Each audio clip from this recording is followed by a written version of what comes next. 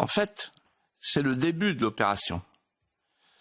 Parce que quand la promenade de la Flamme va arriver à Paris, devant le Sacré-Cœur, vous allez avoir un ballet de drag queen. Et voilà, l'élégance française. Ensuite, vous avez le massacre de la langue française, parce que je suis désolé pour Aya Nakamura, je l'ai vu l'autre jour avec elle dînait avec Brigitte, et elle est certainement très sympathique et volumineuse par son talent.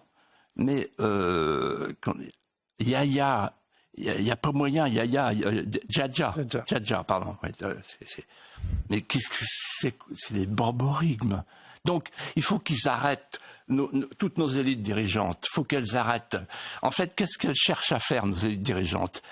À nous couper de nos rêves, à nous couper de nos anciens, à nous couper de nos pères, à nous couper des rêves de nos pères, à inventer une nouvelle France qui n'a plus rien à voir avec la substance française qui fait la fierté du monde. La France est regardée comme le miroir du monde, comme le miroir du beau dans le monde, comme le mystère du monde. Donc en fait, moi ce que je dis, c'est la chose suivante, en espérant qu'il m'écoute.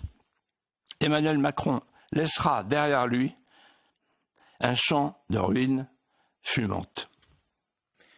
Ma question, c'est, vous avez écrit en fait un livre pendant la fin du confinement, ou juste après le confinement lié au Covid en 2020, sur ce qu'on a appelé à l'époque le Great Reset.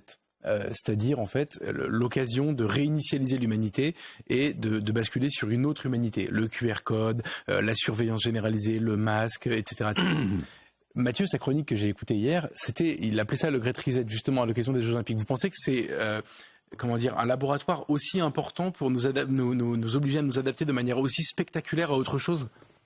Non, mais c'est génialement fait parce que c'est une greffe. Donc on va traverser la France. La Flamme va s'arrêter au Puy du Fou, etc.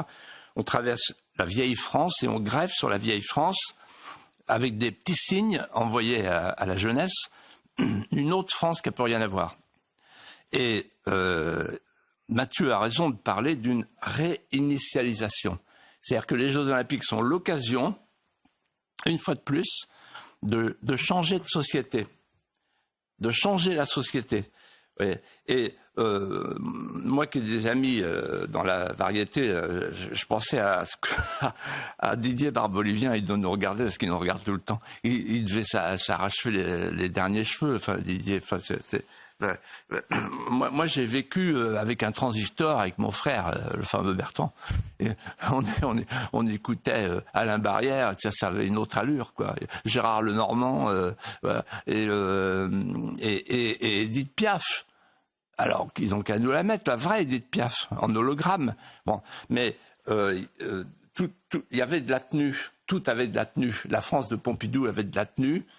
Là, on est dans la démagogie pour aller chercher cette jeunesse qu'on n'est pas capable de former, d'élever.